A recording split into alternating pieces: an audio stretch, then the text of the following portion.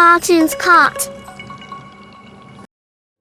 सास का घूंघट पार्ट 4। अब तक हमने देखा कि देविका के ससुराल के आदमी औरतों को घर के अंदर नहीं आने दे रहे हैं। देविका उन्हें पुलिस में जाने की धमकी देती है, जिससे पूरे गांव में अफरा तफरी मच जाती है। तभी गांव का एक आदमी सरपंच को बुलाकर ले आता है। सरपंच उनके घर के बाहर का नजारा देखकर कहते हैं, जोगिंदर जी, ये आपके घर की औरतों ने कैसा हंगामा मचा रखा है। आपका घर तो संस्कारों की मिसाल था, लेकिन ये मैं क्या देख रहा हूँ, आपके घर की किसी औरत ने घूंघट नहीं कर रखा। अब सरपंच जी, हमारे घर की औरतों को इस देविका ने बहकाया है।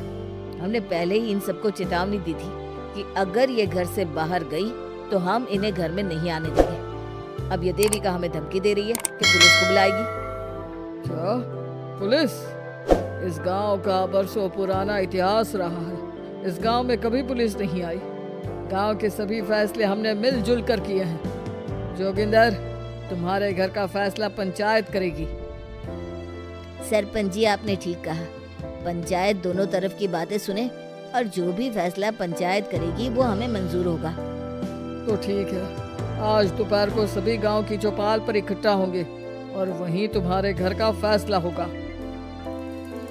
सरपंच वहाँ से चला जाता है। घर के आदमी घर के अंदर जाकर दरवाजा बंद कर लेते हैं और घर की औरतें वहीं घर के बाहर पेड़ के नीचे बैठ जाती हैं। तभी विमला कहती है, देविका बहू, तुम्हें भूख लगी होगी ना? नहीं माँ जी, मुझे भूख नहीं लगी, मैं ठीक हूँ। बहू, तेरा बच्चा छोटा है अभी, तुझे भूखा नहीं रहना चाहिए। वीना, सुजाता, जाओ पास में जो पंडित जी का बाग है ना, वहाँ से कुछ फल तोड़ लाओ। वीना और सुजाता पास के बगीचे से खूब सारे फल तोड़ कर ले आती है। सभी औरतें फल खाती हैं। तभी देविका कहती है, आप सब घर से बाहर निकले, घूंघट उतार दिया तो इन मर्दों की इज्जत चली गई, लेकिन हम सब घर के बाहर भूखे प्यासे बैठे हैं। इस बात पर इन अहंकारी मर्दों को शर्म क्यों नहीं आ रही? हाँ देविका, तुम ठीक कह रही हो। अगर हम मर भी जाए ना, तब भी इन मर्दों के लिए इनके बनाए गए नियम कानून ही अहम रहेंगे, हम नहीं। सुजाता भाभी, मुझे तो सबसे ज्यादा सचिन पर गुस्सा आ रहा है। उसने मुझसे लव मैरिज की थी, क्या क्या वादे किए थे कि मेरा साथ कभी नहीं छोड़ेगा, और आज उसने मेरा साथ छोड़ दिया। अपने बच्चे को एक बार भी नहीं देखा उसने। देविका, वो शुरू से ही ना डरपोक रहा है, लेकिन इन सारी बातों को छोड़ो। मुझे तो इस बात की चिंता हो रही है कि पंचायत में न जाने क्या फैसला होगा। पता नहीं वो इंसाफ करेंगे भी या नहीं। वीना दीदी, आपको अभी भी पंचायत से इंसाफ मिलने की उम्मीद है?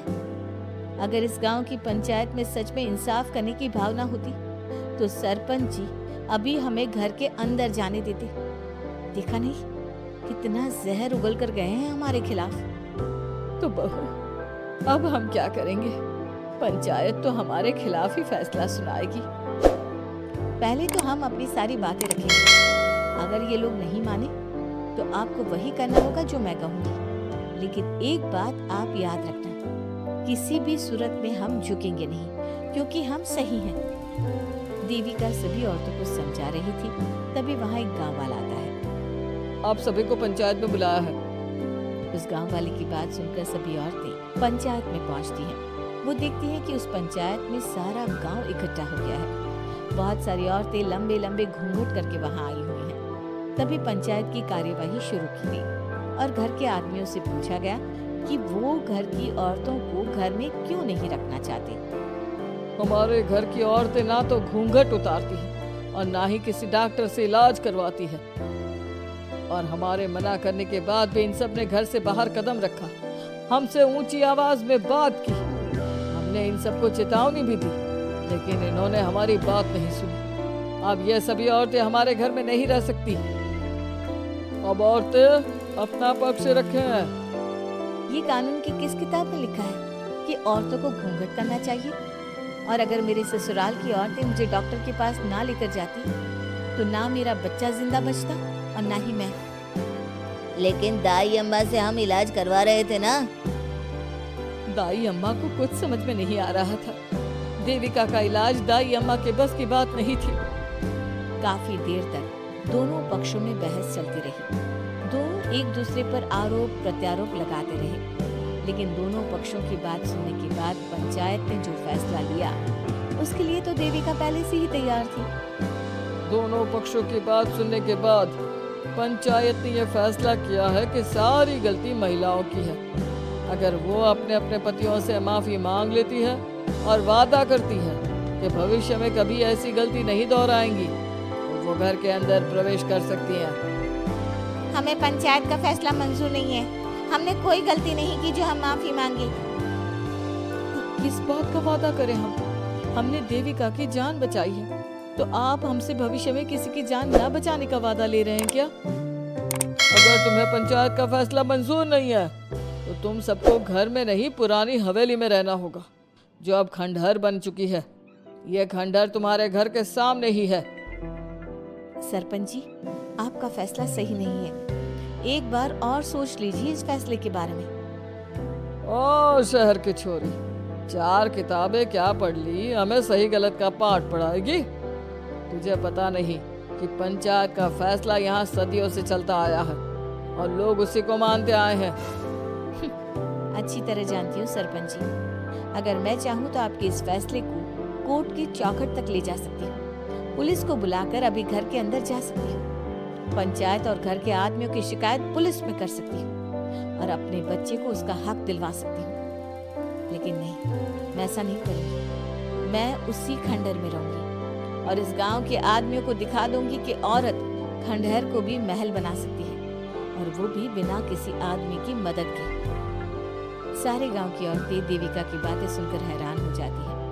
उनका जीवन घूंघट और घर की 4 दीवारी के बीच में ही था। कोई औरत अपने हक के लिए पंचायत से भी टकरा सकती है, ये बात उन्होंने पहली बार सुनी थी। अब देविका घर की औरतों के साथ खंडहर में चली जाती है। माँ जी, ये खंडहर तो काफी पुराना है। भाभी, खंडहर पुराने ही होते हैं। मुझे तो डरावना भी लग रहा है। मैं डर की वजह से कभी इस खंडहर के आसपास भी नहीं आई, लेकिन मुझे क्या पता था कि एक दिन इसी में रहना पड़ेगा। ये तो टूटा फूटा भी पड़ा है। माँ जी, एक काम करते हैं, ये खंडहर तो काफी बड़ा है, इसलिए एक हिस्से की साफ सफाई करके उसे ही रहने लायक बना देते हैं। बाद में धीरे धीरे पूरा खंडहर ठीक कर लेंगे। हाँ बहू, तुम ठीक कह रही हो। विमला भाभी और मैं इस खंडहर के टूटे हुए हिस्सों पर मिट्टी और ईंटें लगा देते हैं। सुजाता और वीना, तुम साफ सफाई कर लो। सभी औरतें मिलकर खंडहर के एक हिस्से को सुधारना शुरू कर देती है और काफी देर तक मेहनत करने के बाद वो उस हिस्से को काफी हद तक अच्छा कर लेती हैं। और इसी तरह रात हो जाती है। सभी औरतें बैठकर बात करती हैं। माँ, हमने इस खंडहर को घर तो बना दिया है, लेकिन ये घर चलेगा कैसे?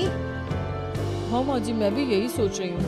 और हम सब तो बड़े हैं, गर्मी सर्दी भूख कुछ भी आसानी से बर्दाश्त कर सकते हैं, लेकिन देविका का बेटा बहुत छोटा है, उसे तो हमें अच्छी तरह से पालना होगा ना। मैं भी यही सोच रही हूँ कि आगे हमें क्या करना चाहिए। कम्मो और मैं मिलकर मिट्टी का चूल्हा और मिट्टी के बर्तन बना देते हैं। कुछ दिन के लिए खाने का इंतजाम भी हो जाएगा, क्योंकि यहाँ पर खेत और बाग बगीचे आसपास ही हैं, कहीं से कुछ भी ले सकते हैं। पहले आप मुझे ये बताइए कि आप सब लोगों को आता क्या है? मतलब कोई ऐसा काम जिसका आपको शौक हो, जो आपने बचपन से किया हो। बहू, तेरे दिमाग में चल क्या रहा है? माँ जी, बहुत कुछ चल रहा है। बस अब हमारा सारा ध्यान इस बात पर होना चाहिए कि हम अपने लिए अच्छे से अच्छा क्या काम कर सकते हैं। आप सब हिम्मत से और समझदारी से काम लो, फिर देखना हम इस खंडहर को भी महल बना देंगे। इसके लिए सबसे पहले हमें आत्मनिर्भर बनना होगा। देविका सभी को समझा रही थी, तभी उसका बेटा रोने लगा। उसने अपने बेटे को गोद में उठाया और उसे चुप कराने लगी। अब देविका के सामने सबसे बड़ी चुनौती थी कि वो किस तरह से ससुराल की औरतों को आत्मनिर्भर बनाए और किस तरह से अपना घर चलाए। हमारे प्यारे दर्शकों, अब आप बताइए, देविका और घर की सभी औरतों ने अपने पतियों से माफी ना मांगकर सही किया या गलत?